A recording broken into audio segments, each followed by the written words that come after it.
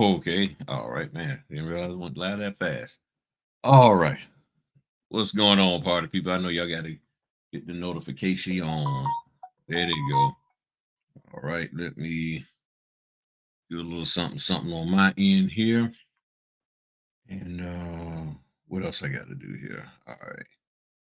Let me, while y'all coming on in, a couple of things I need to do here.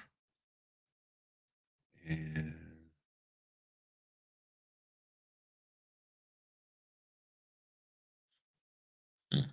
all right. Oh, okay, that's a private. Okay. All right. So let me do this here. All right. Well, yo, what's going on, people? Good evening, my man. Good evening. Yeah, I'm feeling pretty good. I'm starting to get a little tired, but I'm not as tired as I was a couple of days ago. Dude, I was hurting because the reason why I was so tired, I found this French toast recipe. And last weekend, well, I think it was yeah, last Friday, after we did the Fritter Friday, I decided to stay up and make it, which means I ain't go to bed till about 4 something in the morning because this French toast recipe requires you to let the bread soak for like 20 to 30 minutes because you're cutting it sort of thick. And it was delicious. So I made this French toast and wow, it was good. So I'm making some more and I've already made it. So I was downstairs. That's why I got on here a little late.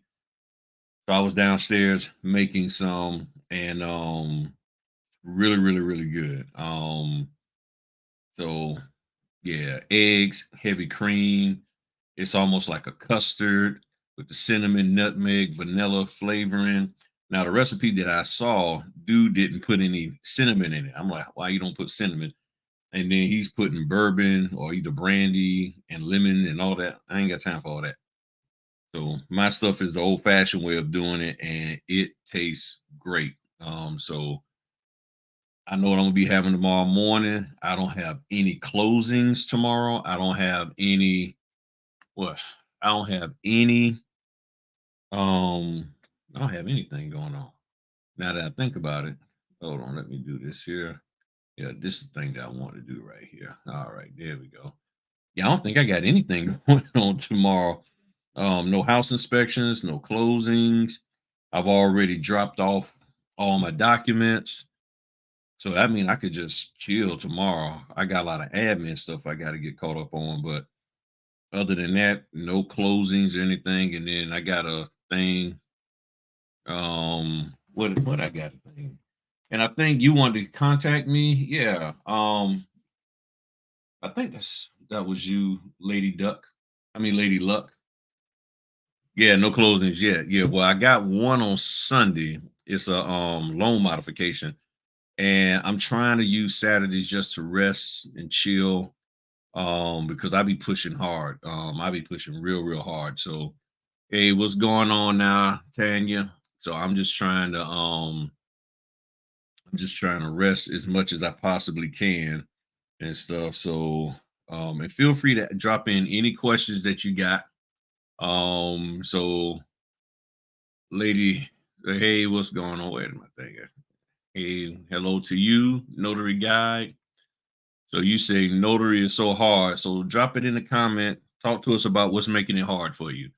What is the most difficult part of the notary? And if you guys say 2 or 3 things, feel free to share that. But what's the hard part for you? So we can talk you through that and try to get you some help tonight and everything. So let me got to do this thing real quick. Um, all right. Oop, that is the wrong email. So how's everybody's week? Um, what's been going on with y'all? What kind of what's been going on? Because oh man, so you said, oh my, I just got in at 8:25 from a 4:33 older sister 71. Poor readers. Oh yeah. Oh yeah. Yeah. Yeah. Yeah. I only had two today. I was supposed to had three, but one of them got canceled yesterday. So mine was pretty laid back. I didn't have anything, really, really big time going on. There it is. Yeah, I didn't have anything going on. So I got in and got out. Says, have you been getting a lot of alerts? I have seen them pick up. I haven't gotten a whole lot. BankServe contacted me a couple of days ago for one today to go on a closing today, and it was an hour's drive. And I'll be straight with y'all. I told them 150. They asked me, so I said 150. It was like, oh, okay. And they didn't pick me. So I'm like, all right. And the reason why is because that's what I normally get paid. A lot of companies who will ask me to go out to Franklin, Virginia, which is a solid 2 hours round trip. That's what they've been paying. So I was like, okay, I'm gonna just roll with that. And I've been doing that for a couple of years now. But the has there been a pickup in yeah, they had I've seen an increase, not a whole lot for my area, but I have seen an increase in just getting that together right there. Yeah, I have seen an increase for Fidelity type of sign.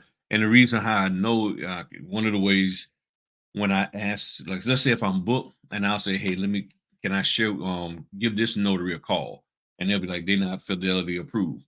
So one of the ways that, and I've mentioned this before, the site, yeah, open this site. Oops. Mm-mm.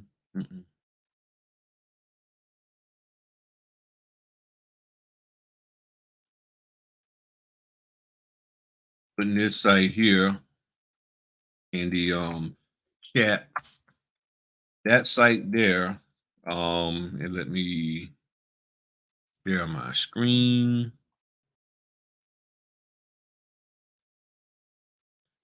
And see, here's one thing that I've learned is that, like, I've been sharing sites with people, notaries to go do things, and y'all ain't been doing them. Y'all been making excuses not to do them. So, now some people have, and like depending on the area you're in, they're booked and they don't have anything available. But this company here, if you go all the way down to the bottom, you can join the company, and they have you go through the Fidelity stuff. Let me zoom in.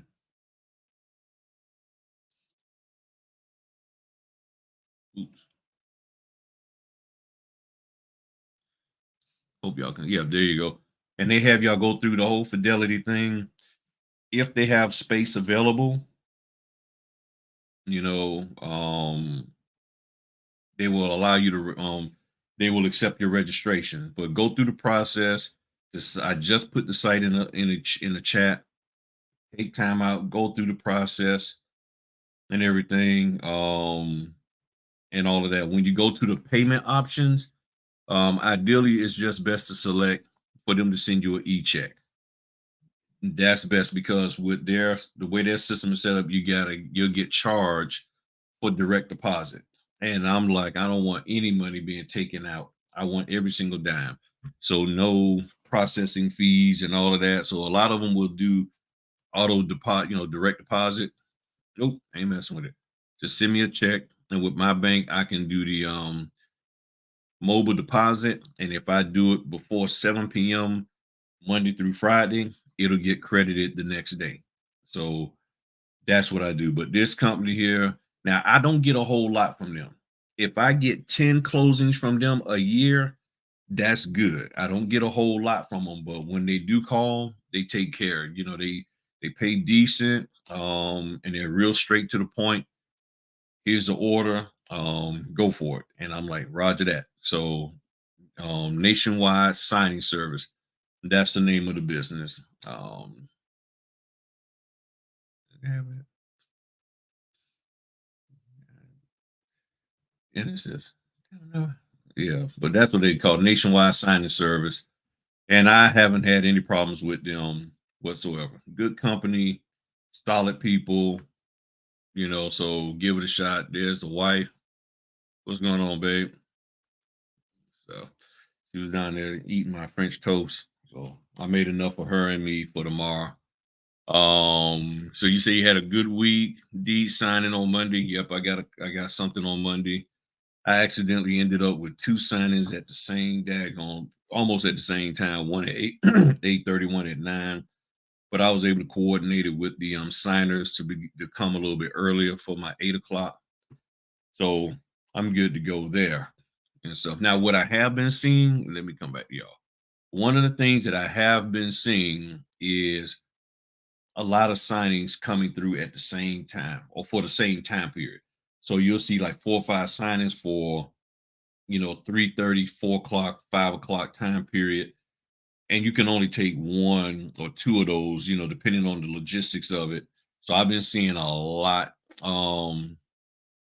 Yeah, I've been seeing a lot of them. Yeah, they're good company. I haven't had any problems with them whatsoever. Um, but yeah, I've been seeing that a lot. And this week, it's been a good number of orders that came through, but man, I couldn't take them because I was just booked and there was just no leeway for me to do a closing with them. They'll take that closing because the time period, I'm booked at 2 o'clock and they got a 3:30, and then I got a 4 o'clock, and then another one comes up for 5:15, and I'm already booked at one for 6. You see what I'm saying? So it was just too difficult, and that can happen. So just never, never, never know. Um, and that makes it hard. That makes it hard. So it's no problem, man. Yeah, y'all hit the like button. I always forget to do that. I'm supposed to hit that. Yeah, hit the like button. Appreciate it, y'all. Um, so I didn't see. So, lady, so you said notary is hard. What is hard about it? Because if you're saying what I believe you probably mean is getting the work, getting picked, getting assigned is hard. And you are not joking. It is. And when you mention that, that's what I was going to title this. You just helped me to remember what I was going to originally title this Fritter Friday was how long does it take to get your first order? That's the question. How long does it take to get that first order? And it can take, who knows? I mean, you don't know, and the factors that are involved are one, in my opinion, your profile. What did your profile look like? Two, um, what's going on in the real estate market in your area. If there's a lot going on, then you can probably get picked up quicker. Another factor could be you got a good profile, a lot of work is popping over there in your area. But three, what can affect you in a negative manner, and it's not even your fault, is the behavior and attitudes and the way and the actions of other notaries. So if other notaries have done things that has made a signing company or a title company or a lender a little sour toward notaries or brand new notaries, it can be a little difficult. Because right now, a lot of people are being told they got to have 80 closings under their belt before they even get an opportunity. Then, as I talked about in the live, not the live, but the video I put up earlier today, people are basically saying, well, we don't see that you have experience in this arena. So you don't have experience for refis or FHAs or VAs and all that. And it's weird. You can be doing refis, and there's some companies that will sit there and say, well, okay, you got refi experience, but you don't have experience with a VA loan or this loan or that loan. And see, this is the misnomer because the question then has to be asked of the signing company, what is it that I'm going to be doing on a VA loan versus a FHA loan? That's different. What what is it that I'm going to be doing? And the only thing that I can think of is that they're expecting you to be able to say certain things or know not to say certain things or be able to point out certain things concerning a VA loan versus a FHA or conventional. But if you understand what we're supposed to be doing as notaries, there ain't really nothing for us to say because if everybody else has done their part in it, then what is there for me to explain? What is there for me to make sure you understand if you've had an opportunity to review the documents ahead of time? You already know what your interest rate is because it's on the closing disclosure. You should already know when your first payment is due. All of that is actually disclosed to them. So outside of the interest rates, first payment is due, what the first payment supposed to be, what other information should I share with you or help or try to help you understand in this document? That's the question, and I asked a couple of when I about a year and a half ago, I asked them, I said, what, and I'm trying to pull up a document here. I said, what is it that you're looking for me to be able to say about this document in order to do this closing correctly outside of what I'm supposed to do, which is notarizing the signatures when applicable and getting them to sign, date, and initial. And that was the thing. It was like they couldn't give me an answer. They could not. I wish I could remember the name of the company, but they could not give me a definitive answer as to by you having experience in this with this particular loan type. And I want to say it was a reverse mortgage. I want to say it was a reverse mortgage. And I was like, okay, what is it that you're looking for the notary to do outside of what I'm already supposed to do that's supposed to help make this thing happen? And they really couldn't give me a solid answer. So I was like, so if that's the case, then you might as well just give me the opportunity to go ahead on and do this closing. That's what I would like. So let me pull this up and show y'all something real quick. Okay. Let me show y'all something real quick. It's a document that I redacted, everything. Let me double check this real quick. I think I got everything squared away here. Okay. All right. Yeah. So who is this? Which one? Okay. Yeah. All right. So let me just show y'all something here. This is a 19-page buyer. Okay, 19 pages. So the point that I'm trying to show here is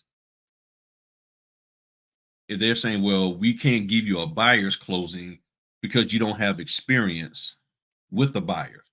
So we're going to look at this buyer's closing and let's see what in here can't y'all handle. Okay. And I want y'all to look at this from the standpoint of saying, what can't, when I'm seeing these documents, and I'm gonna go through page by page, not read every page, but show what is in this page requires some kind of special training, some kind of special knowledge in order for me to do what I'm supposed to do at the table. So we got the wire instructions here. Okay. I made up some names. I don't know if there's Apprentice is out there in California, so he can tell me whether there's a Blackbird Glen in Compton, California. I don't know. I've just made all kind of names up. So the wiring instructions, okay, it is what it is. Incoming wires, outgoing wires, whatever. Okay, numbers for them to call, all of that. So there's nothing to sign, date, or anything on this here. So you don't need a whole lot of knowledge on this, and this is something they can read and they already probably know about wiring and stuff. This here is your alter statement, American Land Title Association. The sales price of the property of purchasing is 1.156 million. Deposits 20,000. Loan from this bank, some bank I made up, 530,000 and all of that. So here's their numbers. Okay. Now the same type of alter statement you will see in a refinance. So there's nothing different about it. Um, And then all the way down here, the money due from them, $600,000. So they supposed to put $600,000 down. to come out to the whole total of the dollar of the thing. Okay, cool. And then they sign here. So I made these names up. And the people who were doing this, they were agent that this is not their name. I made these names up. Because you got to also understand you will be doing closings with more than just regular people, a black person or a white person. It could be Asian, it could be Hispanic, it could be people from India, anybody could be in front of you. Supplemental escrow instructions, just instructions about what they're gonna do with the escrow, about taxes, homeowner association due, master association dues, preliminary report, tax stuff, and then they sign and that's it. They don't even have the date, they just sign. All other terms and conditions of the escrow remain the same. They sign saying that they've seen this. Then escrow provisions revised during that time. They're read through here. Now I know some of y'all have those cards or little synopsis and stuff. My question to you is there a synopsis or some kind of card or some kind of document overview for this here document right here? Escrow general provisions revised July 26, 2021. Do anybody have y'all seen a note card or from the NNA or any other organization where they gave you some kind of summary to say how to explain this document? Okay. And the same thing would have to go for this one, supplemental. Did somebody provide you with a note card or cards that had a summary or a breakdown of how to explain this document? The answer is going to be the yes or no. And I'm not trying to be funny. I'm not trying to pick on anybody. This is just a question because a lot of people are leaning toward these note cards, and you get across a document that you do not have that particular note card for. Question is how you going to handle yourself. Okay. So let's get on back down here. So this general provisions, and I don't even know how many pages this is. It's a whole bunch of pages, and then they sign, and that's it. Okay. Verification of mailing address. They will fill this out. If the address is different from the one up here, so if they had a different address, they can have stuff sent. Future recording of the deed, send it to here. Nothing for them to even sign. Then they got email addresses. Then they sign secured document. They come up, made up an escrow number, all of that, and they will just sign there. Then P Core, they would fill this out, but their property was in California, so they would answer these questions accordingly.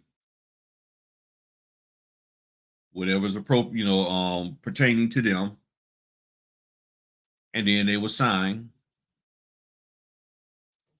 date, phone number, email address. Now, at this point, have y'all seen something that y'all couldn't handle that y'all really like? Okay, I need more training or some kind of specialized training to be able to handle this.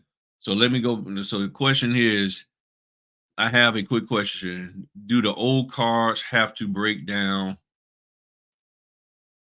on what to do, or is it only the new note cards?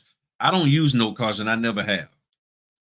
Um, that's the thing because what I'm trying to share with y'all is that under your state guidelines, it may not be proper for you to be trying to explain anything or give a summary or synopsis or helping somebody to understand the documents that's in front of them. It may not be proper for the notary, it may not be even legal for the notary to do that. So even if you have note cards and you're trying to say, okay, well, this document is, that may not be your role per your state. Even though you got people training you to do it, it doesn't mean that that's what your state wants you to do. So people can train you to do whatever they think you should be doing. The question is what they're training you to do in line with your state? If it is, cool. If it's not, then you're going to have to stick with what your state says. Okay. So you have all of this, and this is addendum to the purchase, and then they sign over here, and that's it. That's it. 19 pages. That's it. That's it.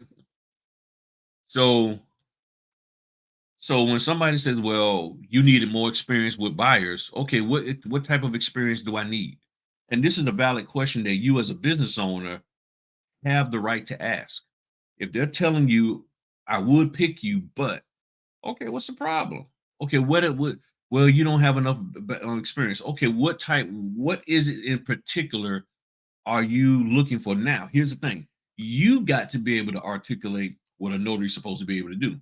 So, if you are saying that I need more experience with purchases or even sellers, okay, well, my understanding, Mr. Miss Title Company, is that I'm supposed to verify ID, um, watch them sign, date, initial where applicable. Then I notarize, I fill out the notarial certificate where applicable. What else outside of that should I be doing? Because it's a fair question if you're saying I have the ability to do it in accordance with my state law, what I just shared. But you're telling me that's not good enough. So if that's not good enough, then tell me what makes it good enough. What do I have to do in order for you to say, okay, yes, you have this experience? Is it just the fact that I haven't done any? And I understand that you're saying, well, you haven't done any. But if you're saying you haven't done any and you haven't performed in this particular way or haven't done such and such, or you haven't seen a particular type, well, I can't choose the type of orders I do. They come and I either say yay or nay. Okay. I don't know what's going to be contained in a particular closing until I get it. So that's why I'm saying it just seems a little disingenuous to say, well, I don't want to use you because you don't have enough sellers or purchases, or you haven't done VA or FHA or conventional. Well, what's different? What is it that you're looking for me to do? That's the question that I have. And I've asked them, and nobody's ever really been able to give me a clear answer. They just sort of blew me off with it. So I'm like, well, what does that's I don't get it. Let me see here. Let me see if I can find something else for you. Any questions? Feel free. Any questions? Now, I still never heard from Lady Luck as to what's going on. So I don't know if and moderators, if y'all see anybody doing anything creepy, bounce them out of here. And so let me pull this up. Yeah. So here's a let me check this.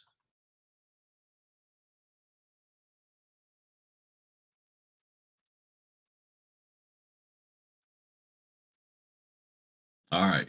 So here's a seller. Here's a seller's. Is this a seller's? I think this is primarily a seller's. Let me see.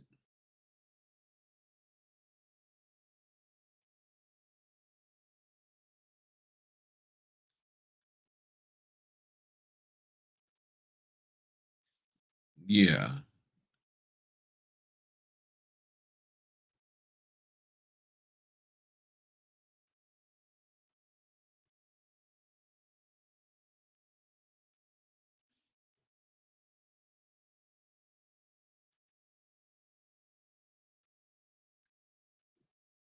Now I'm just checking something real quick, making sure.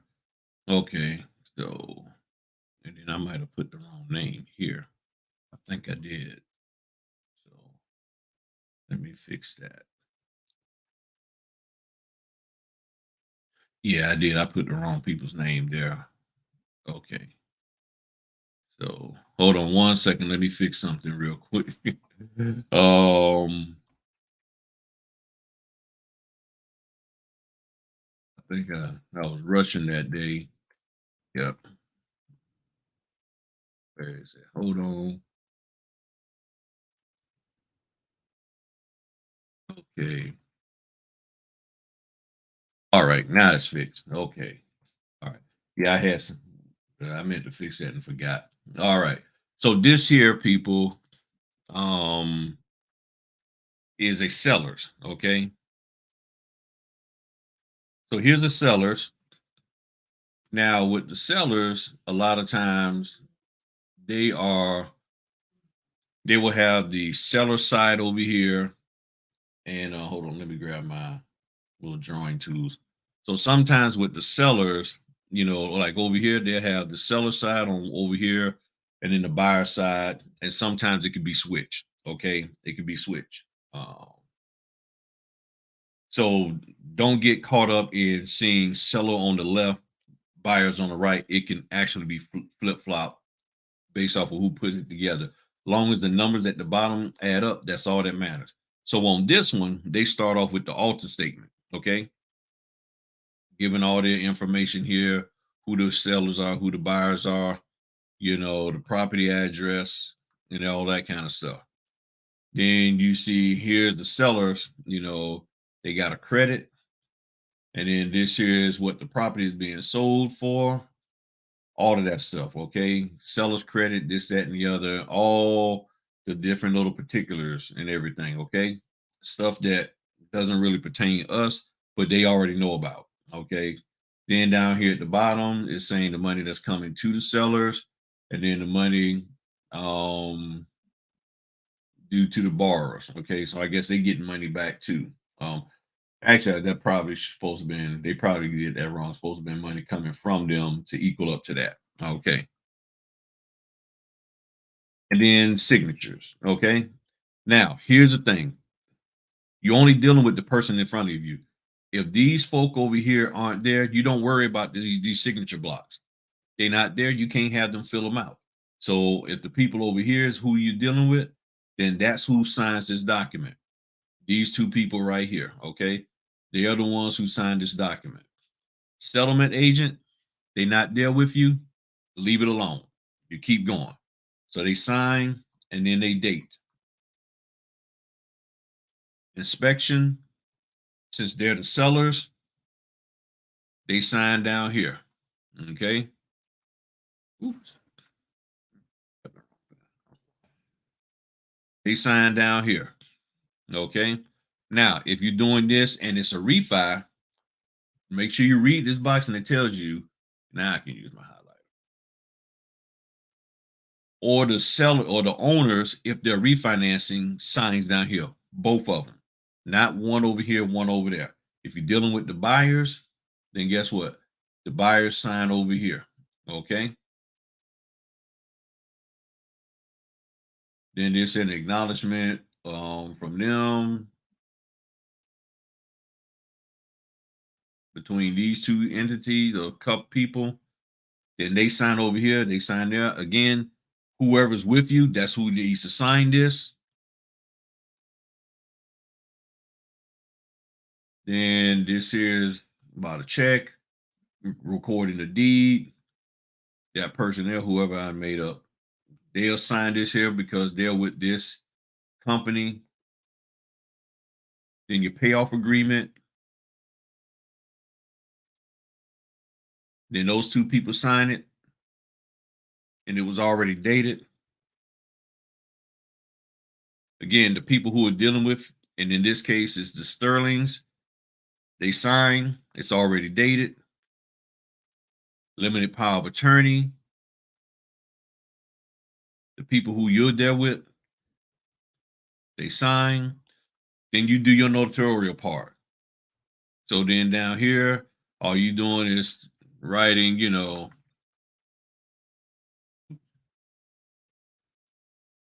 of a huge.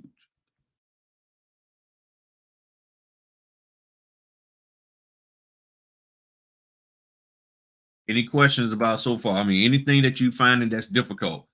Is there anything that you're finding that you cannot do that you need some kind of $500 training on in order to do this. All right. So you're doing that, and you're doing your signature, your registration number,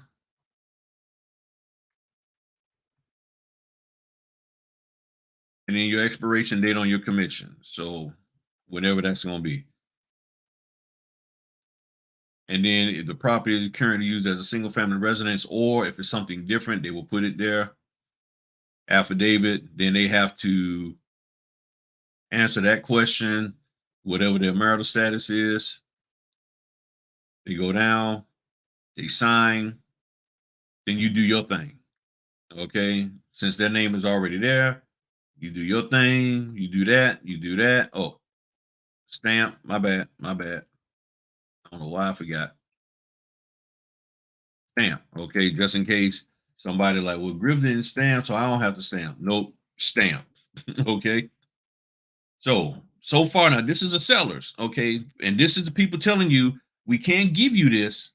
It's paying $150. I don't know how much this one was. It's paying $150, but you need more experience. So I'm trying to figure out, and I'm not in signing companies. If you're listening, I'm not trying to pick on y'all to be funny, but again, there are a lot of good, great notaries out here that's ready to get started, and they keep being told they can't because of what they don't have.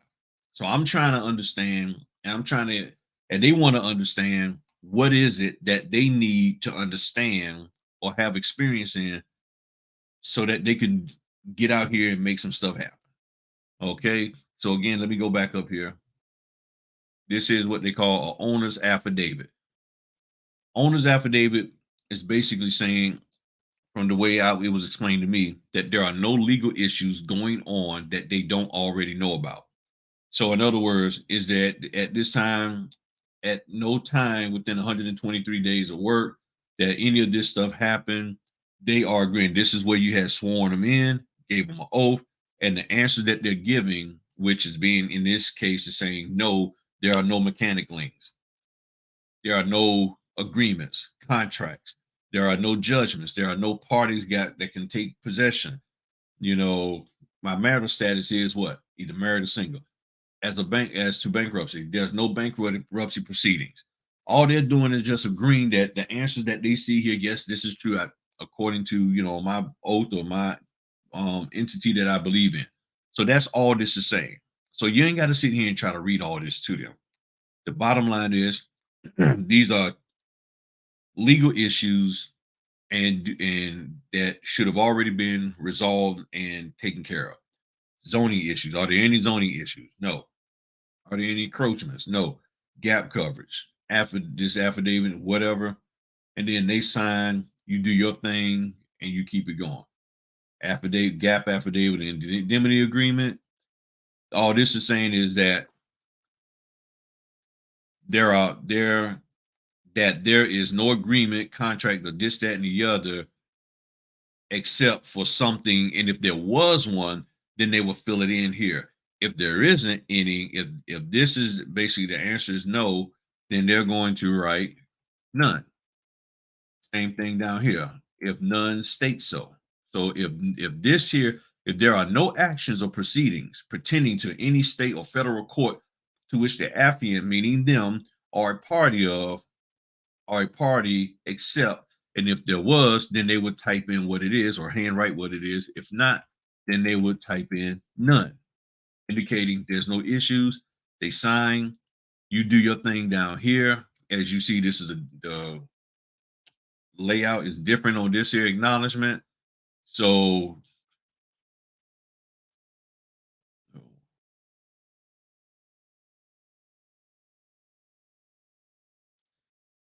trying to find,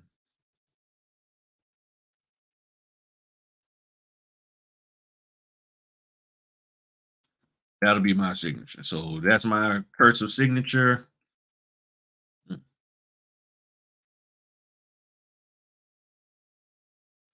And then registration number, and then commission expiration,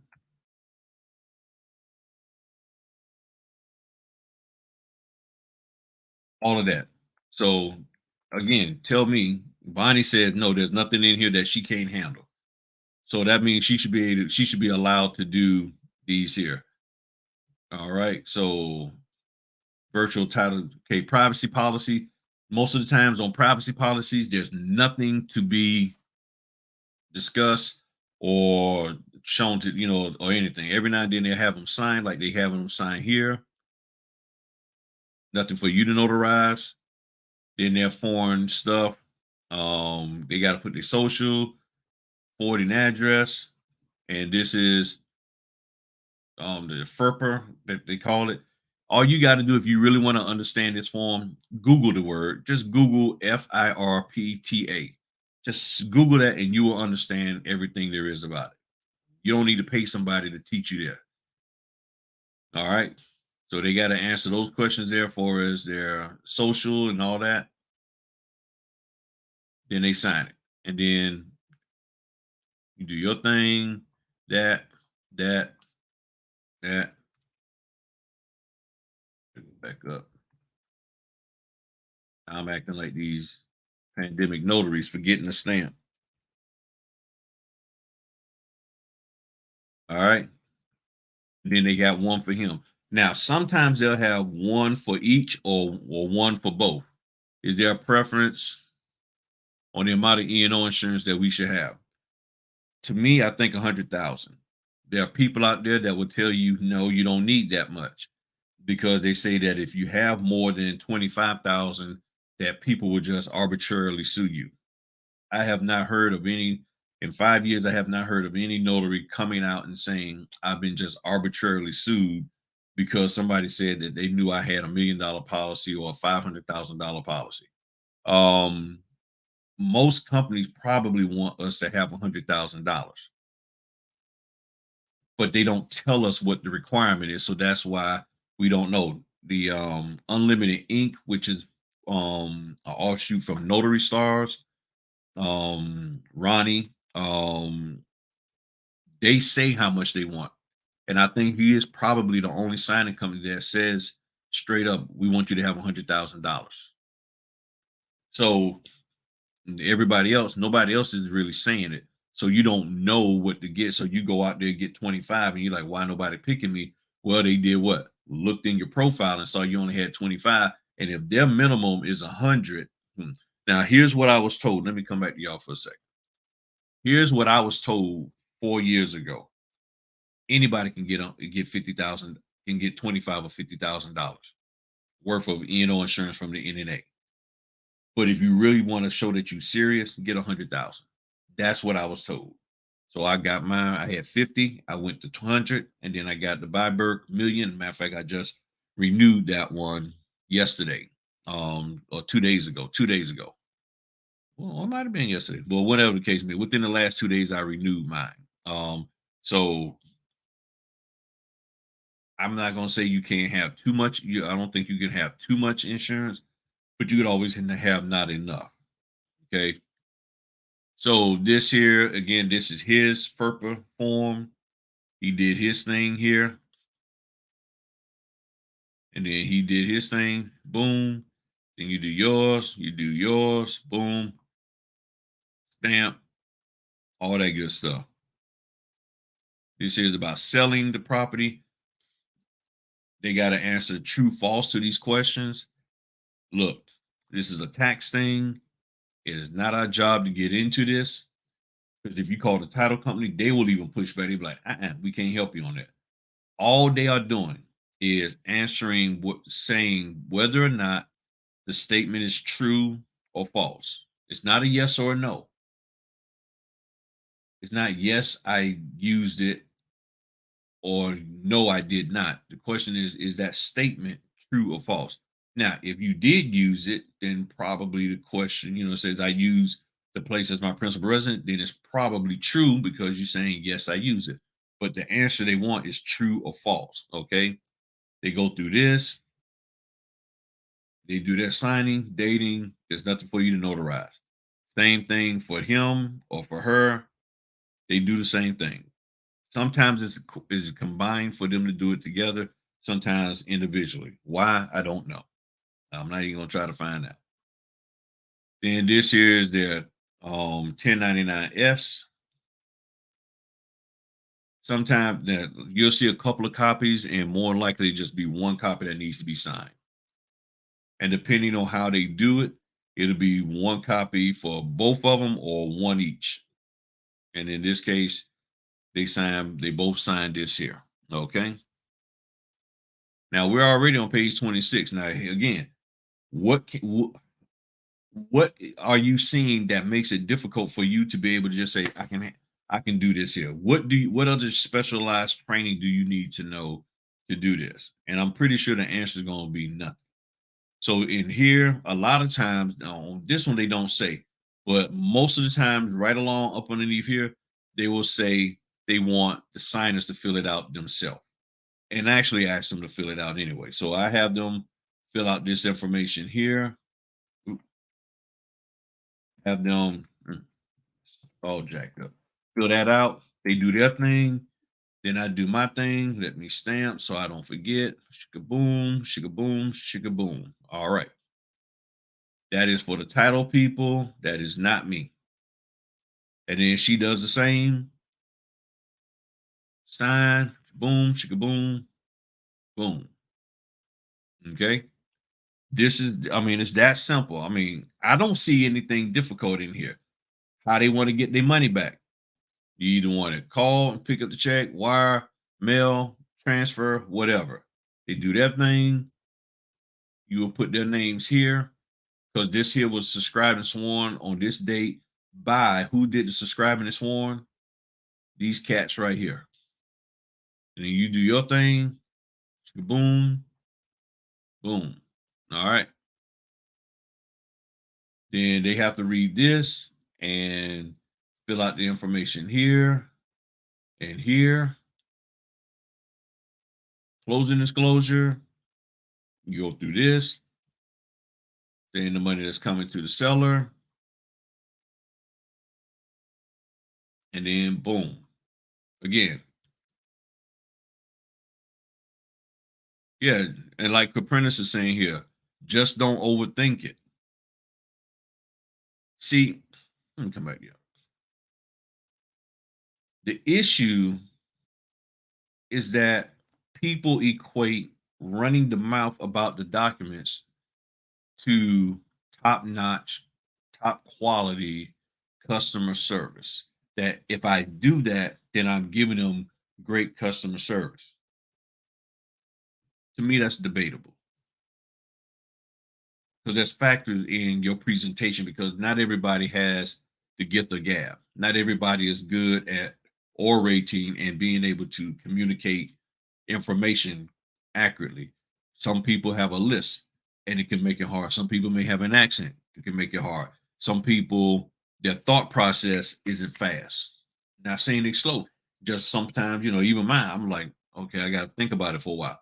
So you got to keep in mind who you are as a person, and all of those can be things that can work negatively. Like I tend to say, I have a hard time sometimes saying this THIS. It sounds like I'm saying this DIS. So if I'm in one of those modes mentally that, let me watch what I say, because if I say it the wrong way, some people could be offended by the way I'm talking because they like, I don't understand what you're saying. What do you mean this? I just said, okay, this, gotta articulate better. So I try to avoid that because I know what my weaknesses are.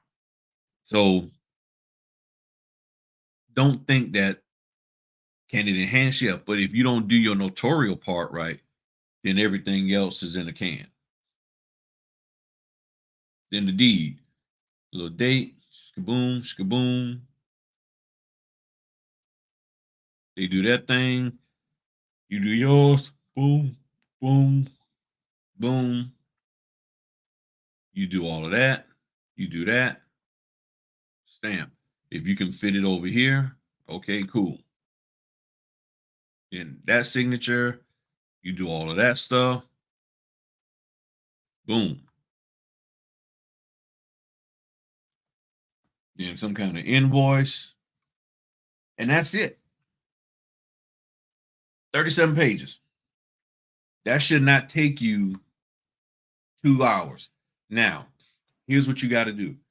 Why am I taking 2 hours? If the bulk of what reason why you're taking 2 hours is based off of what you are trying to articulate out of your mouth, then that's where the problem is at. You have to be mindful. You can't, and then because notaries will get into a closing, it'll take 2 hours and then they'll complain, but they're the reason why it took 2 hours. So it took 2 hours because of what you did, not because of what the signers did or anybody else.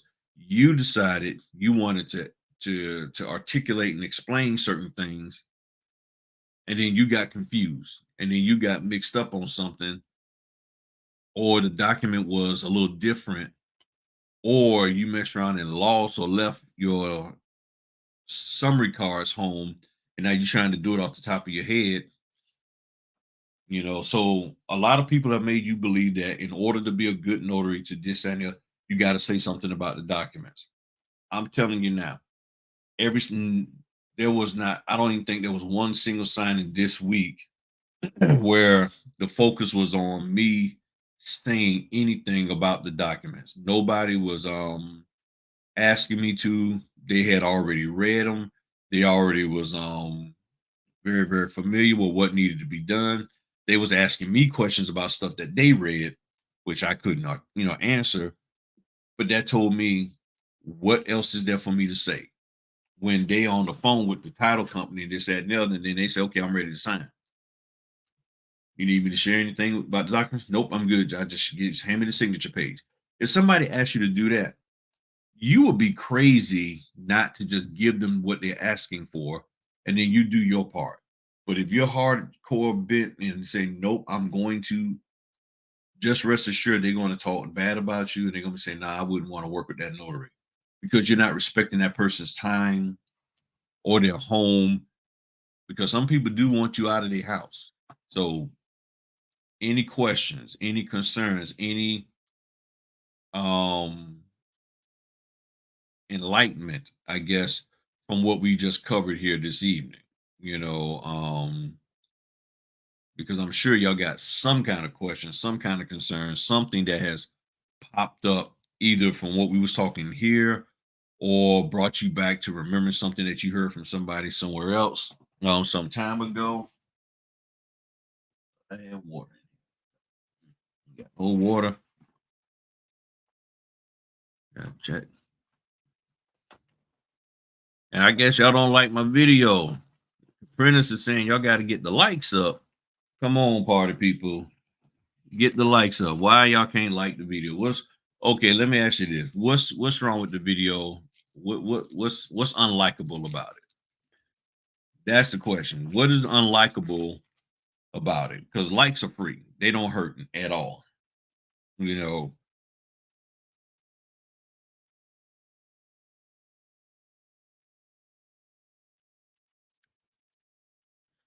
look at it this way: everything is common right now.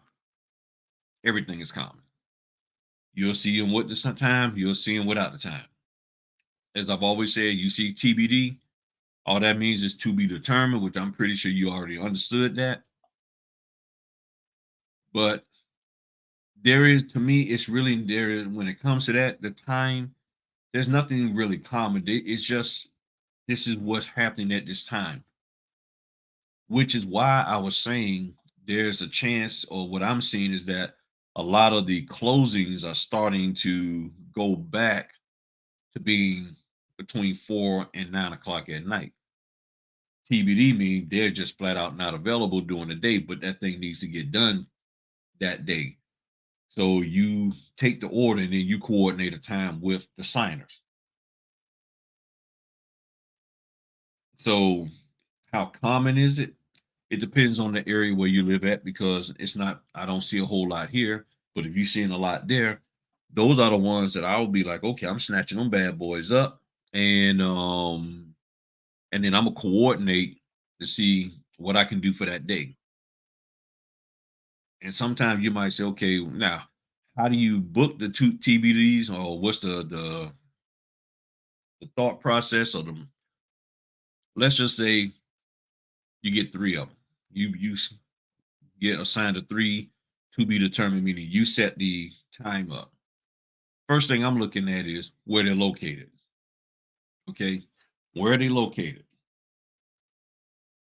And which ones got some traffic issues, meaning if I go at 3 o'clock in the afternoon, would I run into more traffic at three than at two?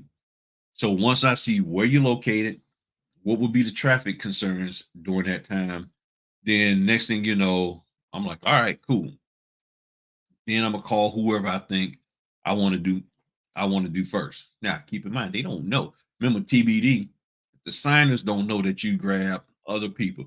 They just know that you're supposed to call them. So I've had situations where I've had maybe two or three to be determined, and I sat there and said, okay, well, this is where you're located at. Got it. If you're located there, what's my logistics? How I'm gonna get in and out is quick. And then depending on the type of loan, so if it's a refinance, something that's gonna take a little bit longer, and depending on where it's at, okay, well maybe I'm gonna get that done first, so then I can close out on some easy stuff. If the other two are purchases or sales, like a 19 and a 37 page one, rather than end on 185-page refi. You see what I'm saying? Thank you very much. I appreciate it. I appreciate it. I appreciate it. What's going on, Jay? I'm a little late, but the best way.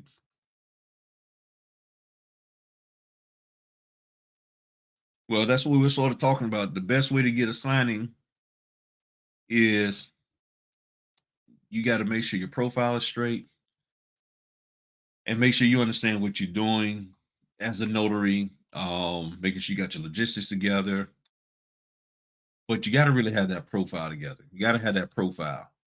And you may have to, like somebody was asking about the E&O insurance, you may have to just call them and say, what's your minimum E&O insurance requirements? Now, here's where y'all can help people out in those Facebook groups.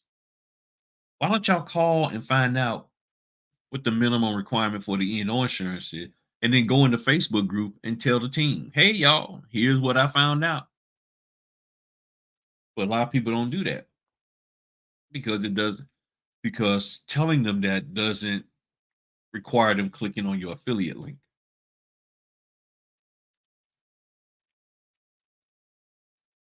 If you found some good information like that, tell everybody.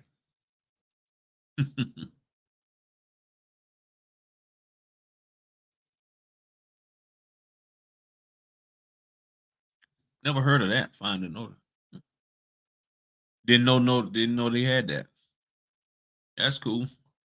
And then you say you did a 6 p.m. and 7:15 sign at the same night. 7:15 was so excited to be able to get a notary that late. Yeah. They are very, very appreciative and stuff. And then they don't want to keep you that long. So they're not going to sit there and read. The majority of the time, they're not going to sit there and try to read. Um, they really, really aren't. They not, they like, okay, look, we ready to go. So again, let me ask this question. For those they're like, okay, like Caprinas. Okay, because Caprinas, you've been doing closings, and it appears Melissa, you've been doing a few. Just a guesstimate on the percentage wise. How much, and you can well, okay, let's just say on in a month's time, last month, for last month, Caprinas, and this can be for anybody else who's actively doing some closings. What is the percentage of closings that you actually had to sit there or you felt that you needed to try to explain the documents to the customer? 10%, 3%, 40% of the time? For me, it's less than 5% of the time. Most time I'm not, there's nothing for me to explain. There's nothing, I mean, because they've already looked. So Caprina says zero. Mine is probably, and the reason why I also said that you felt mine is more so say 5% of the time that I feel like that's what they want me to do. So basic descriptions is all that's usually needed. And for me, the basic description would be this here is your loan application. But that's what it is. This is the 4506C, request for your tax transcripts. It says it right up there at the top. This is your FERPA, non-foreign such and such and such and such. It says it right up there. So another 0%. So when you're looking at these documents, I mean, so let me pull something back up.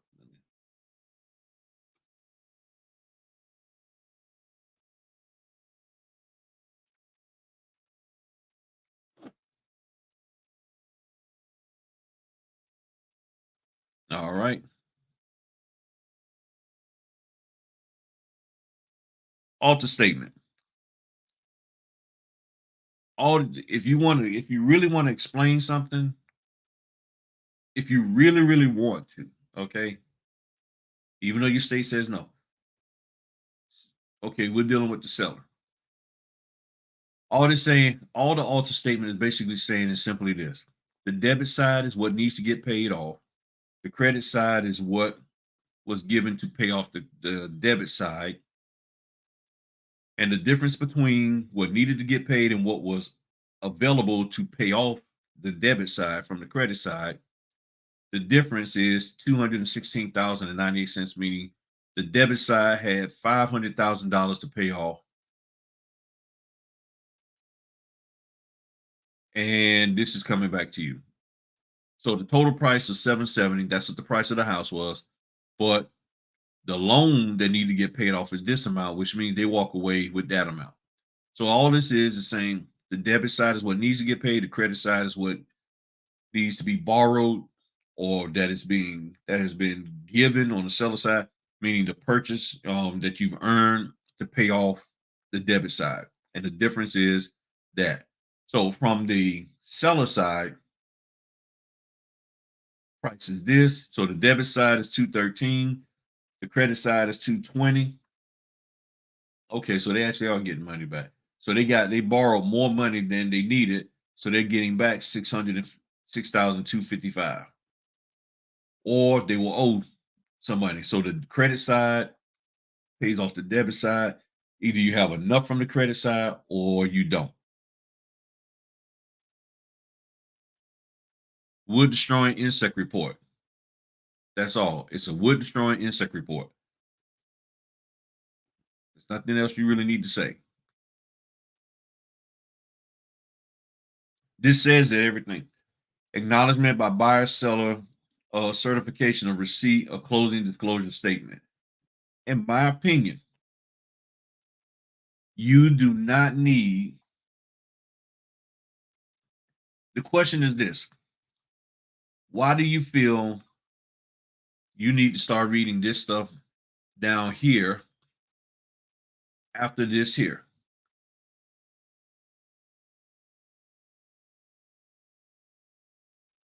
Because a lot of people want to do this part and then they want to say, okay, let me give you a summary of everything that's down here.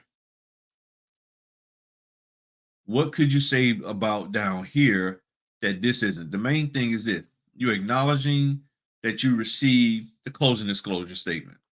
That's it. And it's in the loan packet.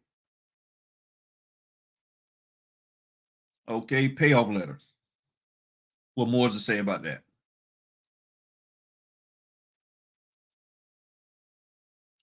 Payoff agreement. Agreement to pay off something. What that something is, that's on them. Adjustment and payoff agreement. This agreement is entered into for the value considered and is intended to survive the closing. And then at this point, I would let them read it. They need to read this so that they can understand this. I'm not going to try to help them to understand it. That's what my state law says I can't do. So they read this. If they good, cool. Limited power of attorney for corrections and typographical errors. What else needs to be said about that? There's a compliance agreement, meaning you agree to comply with any request for additional information. Recording fee stuff. Then they sign. Owner's affidavit, we already covered that. Gap in affidavit indemnity, if they really want to understand, they can read.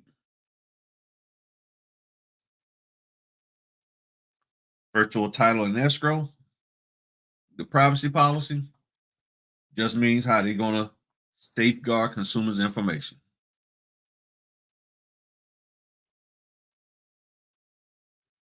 Nine-four certification by individual transfer. And then all this is about making sure that the proper taxes are withheld. That's it. For her and for him. All right, let's go here. Certification of no information reporting on the sale or exchange of a principal resident.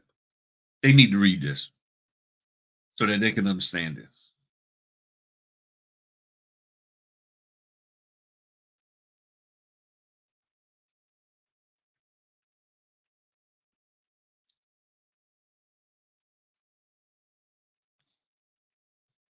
Copy 1099S.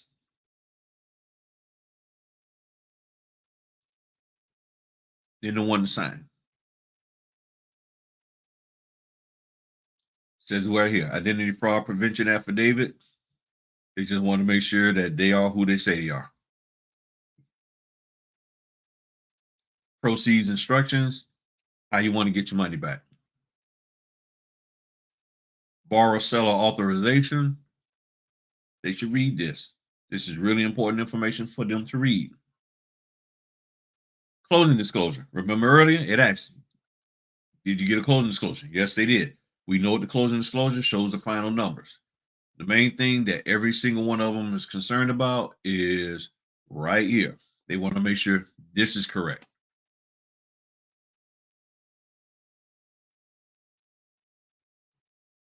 And then the deed, and that the property belongs to them. And an invoice. That's it. So the question then becomes, what is it that you want to actually say about the documents that's going to help you do your job right? Because whether they understand the information or not, they still need to sign it. They still have to sign it. So if they don't sign it, then there's nothing for you to do. If they don't understand what they're supposed to do, then they need to call somebody. You may have to help them and call somebody to talk to them. So that's the part that I'm trying to understand. And that's what I had asked myself. What is it about this that I need to really break down and try to explain and help these people understand? Because it's in the title.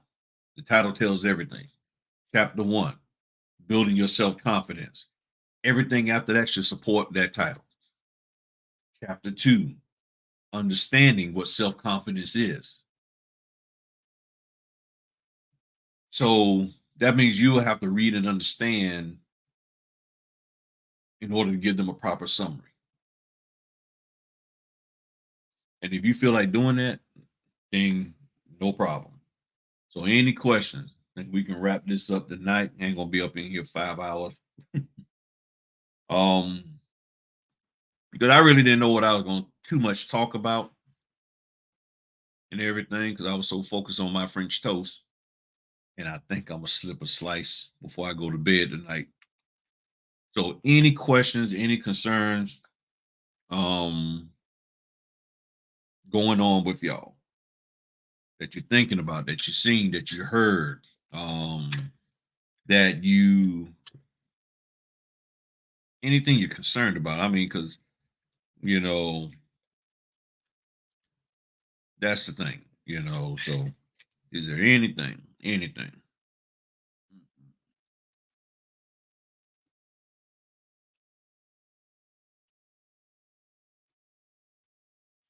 And then she said 10% of hers because the bank doesn't, I don't explain. Yeah. All right. So and she said she's at 0%.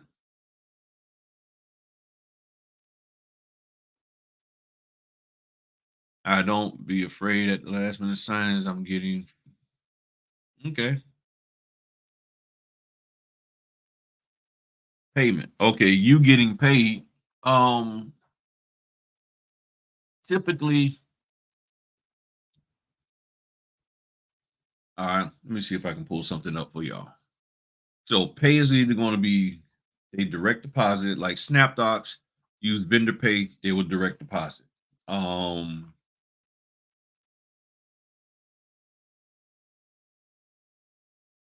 and mostly everybody else will do what is called e-checks. They will send you an e-check. Um,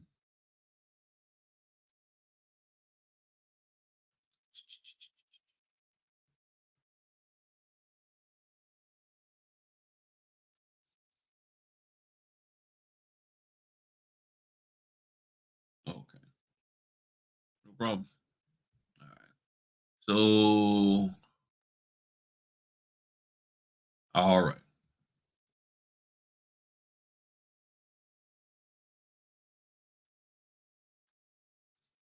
So, hold on.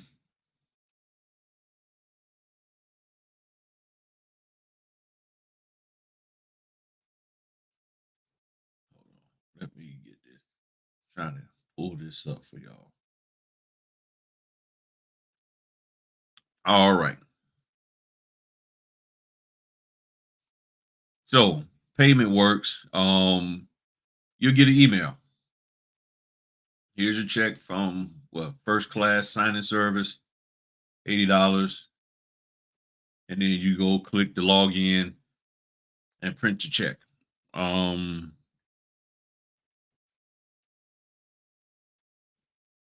and that's it. And this is a system called Deluxe. And you go over to the Deluxe payment system. Um, and you log into their website, and then you'll be able to print your check. I always print mine. They have options in there for like automatic depositing via to your bank or the PayPal and all that, and they want to charge you like $2.99 or $4, and I ain't paying that. I just print the check, cut the tab, cut it off, and then take it to the bank myself. That's what I do. So payment is done depending on that company. Some companies will just send you a check. Um, some companies, if you're doing direct stuff, they would ask for an invoice. So you send them an invoice and then they'll pay you. And that's what I'm gonna be doing this weekend is double checking, making sure all my stuff got paid and I received my money. Uh, so payment can come many different different ways if you're talking about loan closings, um, and all of that.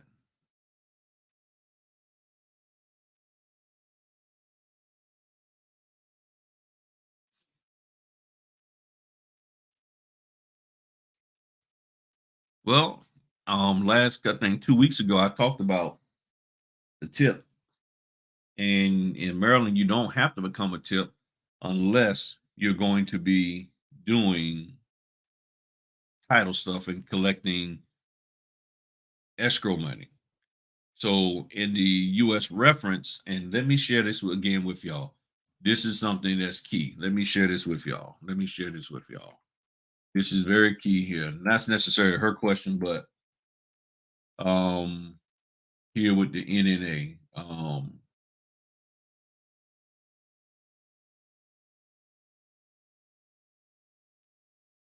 Scooby-da-da-da. Let me make sure I can find it.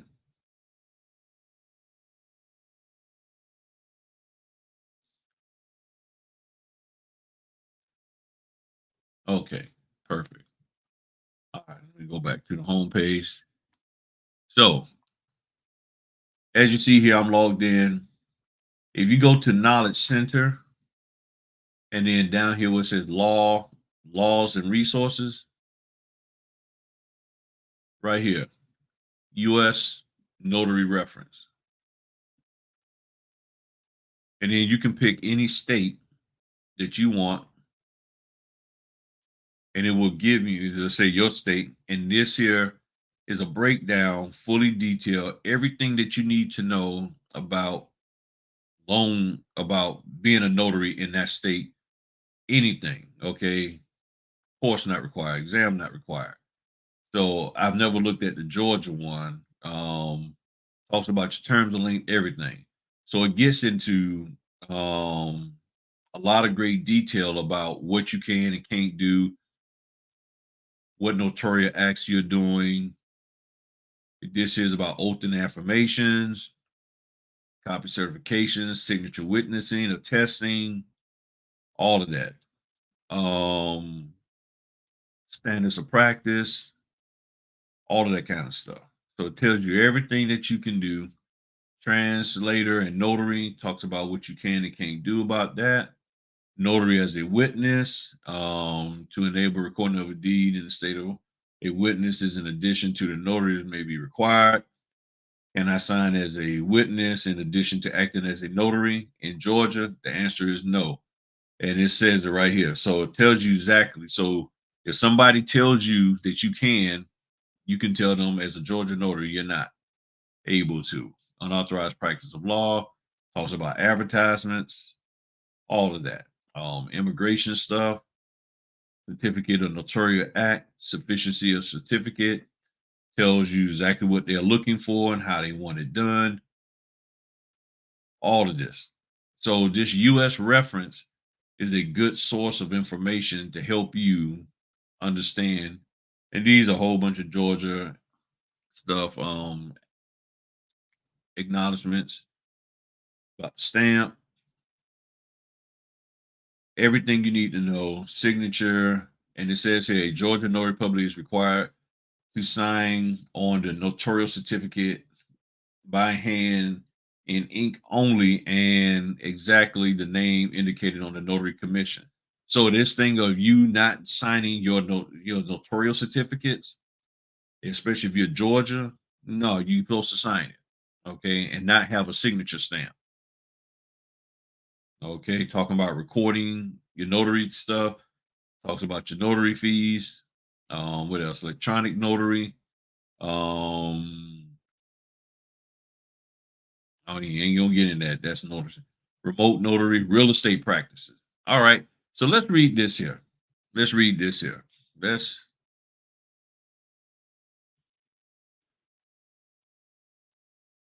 recording notary acts. Where is it?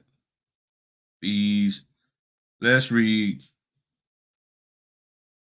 real estate practices. So the state of Georgia has traditionally been an attorney closing state, meaning that only licensed attorneys may conduct a settlement at which closing documents are signed.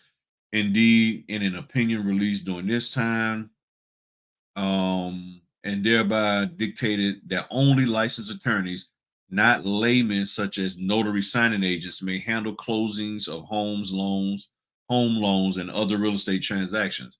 We have consistently held that this is an unauthorized practice of law for someone other than a duly licensed Georgia attorney to close a real estate transaction or to prepare or facilitate the execution of such deeds for the benefit of a seller, borrower, or lender, the opinion stated. So, what does that mean in a nutshell? If you are a if you're not an attorney, you can't do the closings. So you got to have an attorney there. You can't just run around doing them on your own. It says the Georgia Supreme Court endorsed the UPL unauthorized practice of law. 2020 did not stop some non-attorney notaries from trying to perform witness-only closings under the radar. So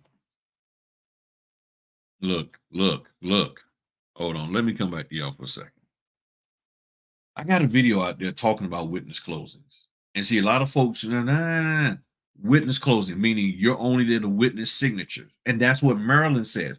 That Maryland says that if you're there as a just to witness signatures and not to do title stuff or collect escrow money, then you don't need to be a typic. That's what the US reference says for Maryland. So all these people saying that you have to be a typic in Maryland, they need to read the state handbook. They need to read the law and stop going around making everybody think that that's what they need to do so they can take their course. That's the truth of the matter. So it goes on and says here that witness under the radar, neither did it prevent certain Georgia attorneys who are not the attorney or record for a real estate transaction from doing what notary sign agents do.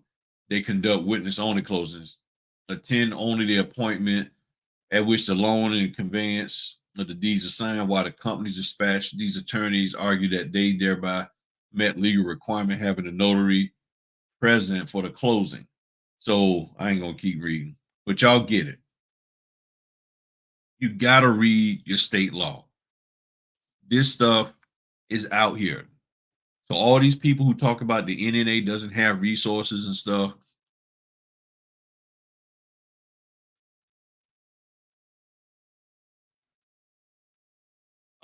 again, that goes back to your state law.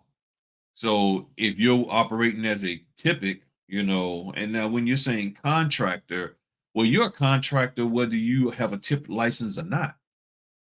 You're an independent contractor unless you're a W-2 with them. So we're all independent contractors. So as an independent contractor, am I supposed to be sharing or explaining documents? Mm, That depends on your state law. In my state, it says no.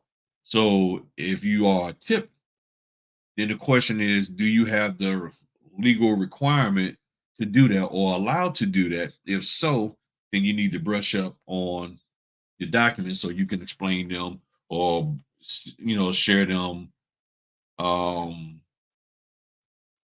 share them, and all of that.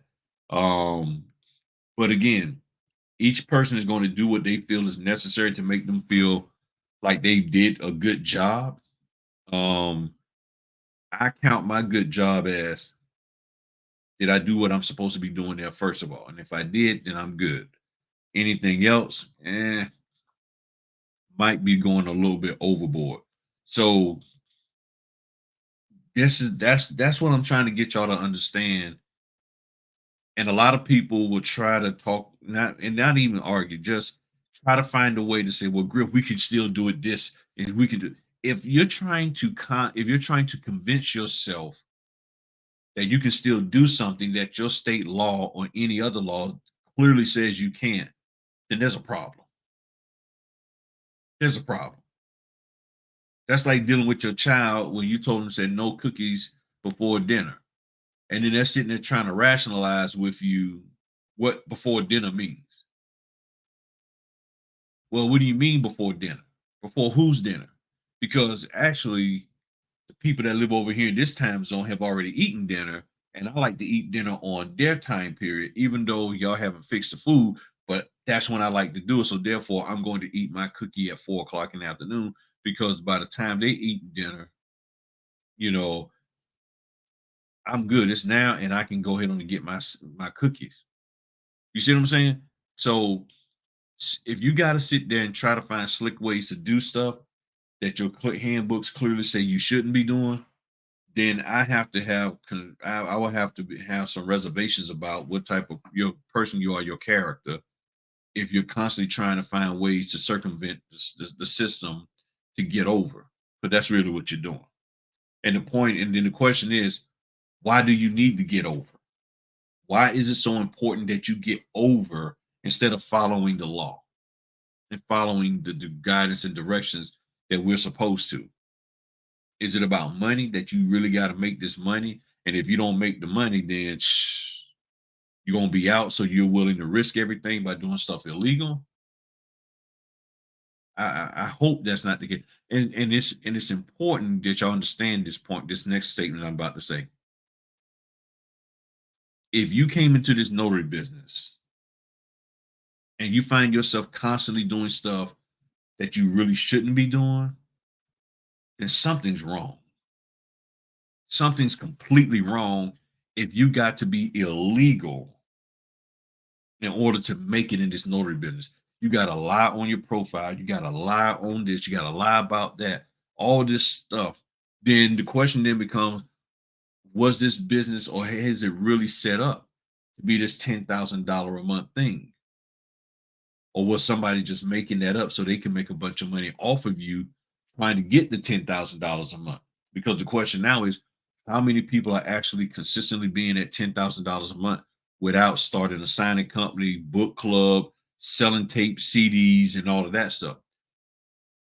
How many notaries are actually $10,000 a month just from closings, and they're doing it consistently every single month? That's the question that I have, and I have not seen that or been given an answer whatsoever.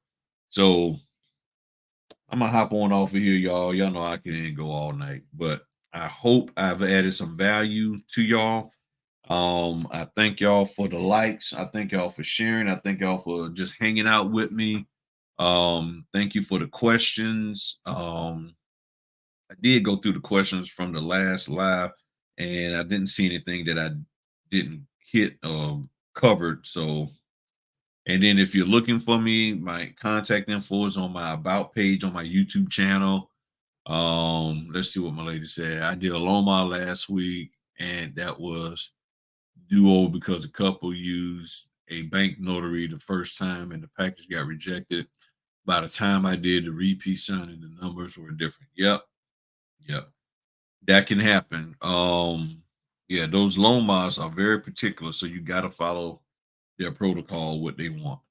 So if there's no other questions, no other comments, no other thing, I'm gonna slide down here, hit that French toast, and then I'm going to bed. I mean, this is weird for me to not have anything that I need to print or prepare it for shipping for Saturday morning. This is weird. This is weird. I mean, I'm literally like sitting here, y'all. Honestly, I keep looking at my calendar. I'm like, oh, I remember I got one thing, but that's in the evening. That's a training session with somebody on Dot Verify. They want me to help them out with. So that's a one-on-one training session on Dot Verify, but that's at 6:30 at night.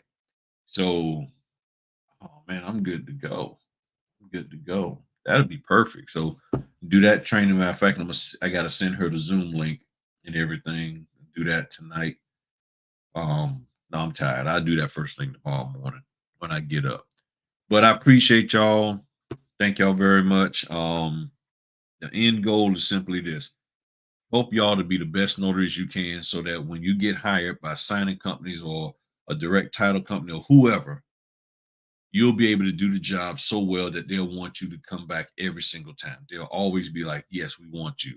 And I'm also doing everything I can to prepare you for the next real estate boom, whenever that may happen. Okay. It might happen next year, it might happen the year after, but nonetheless, I want to help y'all to get you in the right mindset. So when it comes, you're not playing catch up. Okay. And right now, it's a quiet time. You might feel very, very bored. Ah, stay sharp, and when the time comes, you'll be able to pierce through all of that crud and make the money that you need to make for you and your family. All right. Y'all have a good one. Greatly appreciate each and every one of y'all. Y'all have a wonderful, wonderful night and weekend. All right. Peace.